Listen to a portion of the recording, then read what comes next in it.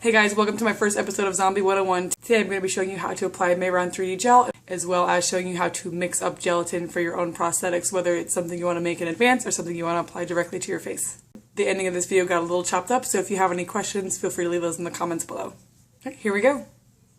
Hey guys, we are here in my kitchen really quick because I'm going to show you how you can make the gelatin at home for your zombie prosthetics, like for on-face application. All of these ingredients are extremely cheap and very easy to find. All you need is some plain unflavored gelatin. This is the Knox brand. It's probably the easiest to find. Some glycerin. I found this at Publix, like a grocery store, but you can also, I've also seen it at Walgreens and CVS. I think this bottle was only $2 or $3 for this whole thing. And you need some very hot but not boiling water and something to stir this with. I'm going to be doing this in a glass jar. You cannot skip the glycerin. If you don't add the glycerin, your gelatin, when it dries, will get kind of brittle and hard and it won't stay on your face and it becomes very uncomfortable. Optionally, you can add either a cream makeup, or I've seen people add oil paint or acrylic paint to this to add some color. But you can reheat this mixture, so I'm going to start out making it plain, and if I want to add color later, then I'll do that. Basically, from what I can find online, you want to use equal parts gelatin, water, and glycerin. So I'm using this little measuring cup here. As long as you're using equal parts, it doesn't really matter what the measure is. And like I said, you can reuse this. You can reheat it and remix it many times. So it's okay if you want to start out with a larger batch and then just save it for later.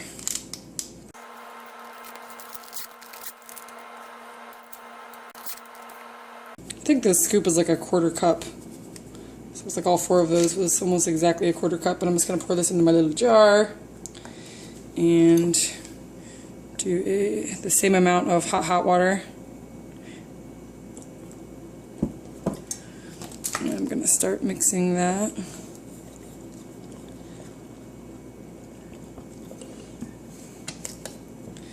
And now the glycerin. Now the first time mixing this, it probably will be really lumpy at first. You may want to reheat it while you're mixing it to kind of get all the lumps out.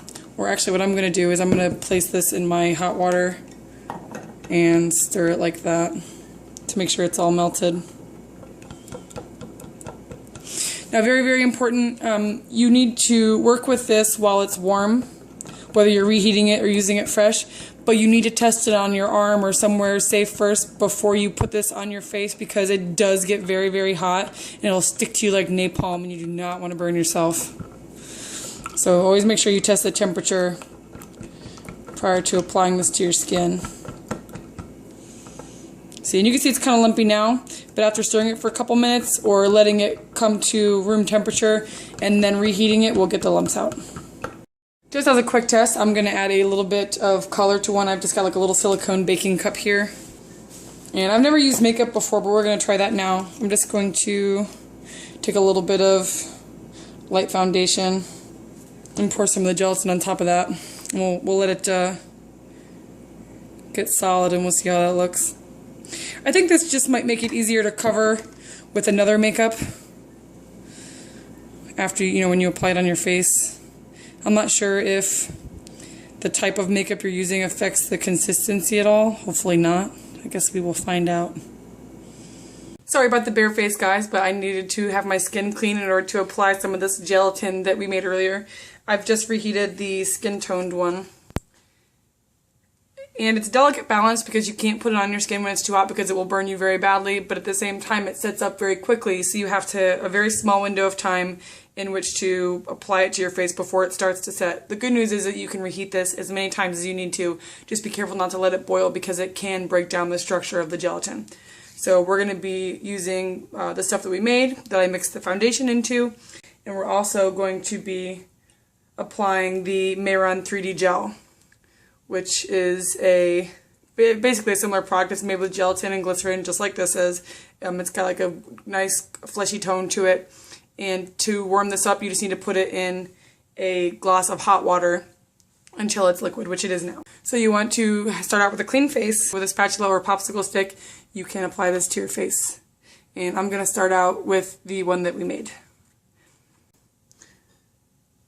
And try to keep the edges thin. I like to do this as warm as I can stand it so that I get a nice thin edge. I would also recommend doing this in thin layers and building it up, because if you go too thick, when you try to poke holes in it or make lines in it, it may just pick it up off of your face, which is no good.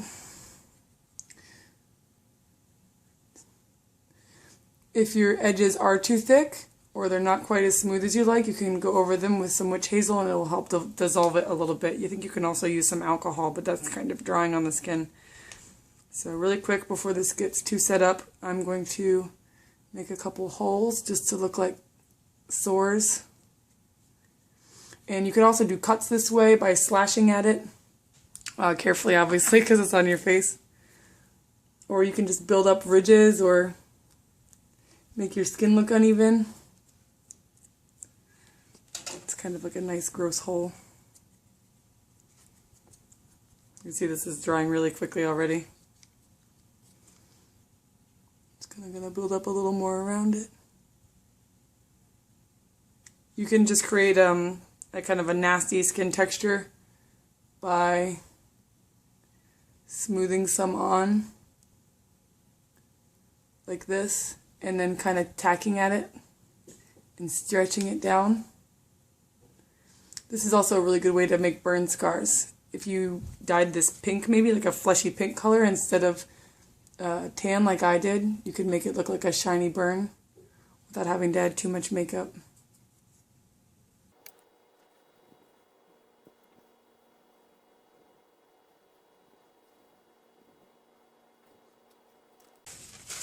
I'm just going to give that a couple minutes to dry.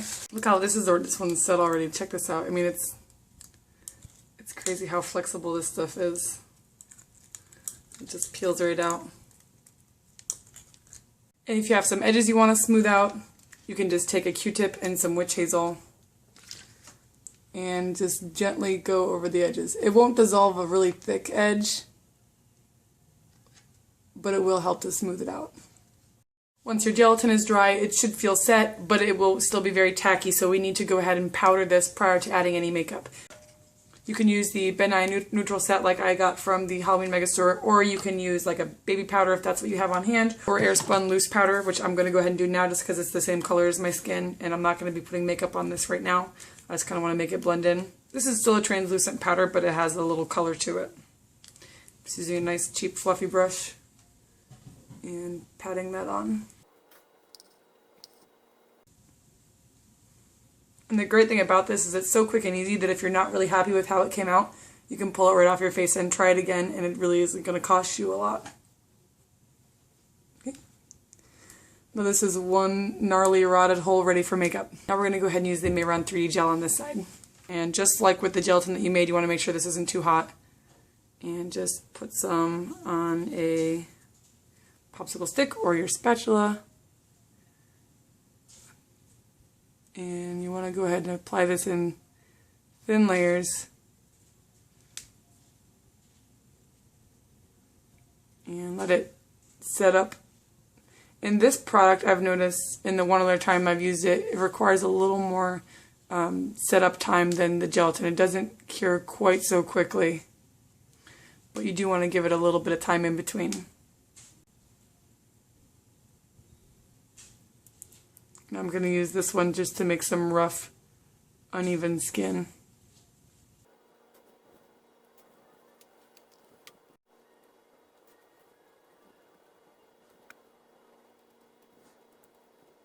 The cool thing about gelatin is you can make it look like your flesh is kind of sagging or melting.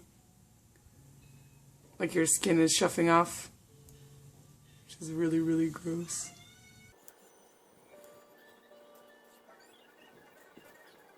This stuff is a lot tackier, even when it's dry, than the homemade gelatin. So you need to be careful when applying your powder, because it's very sticky.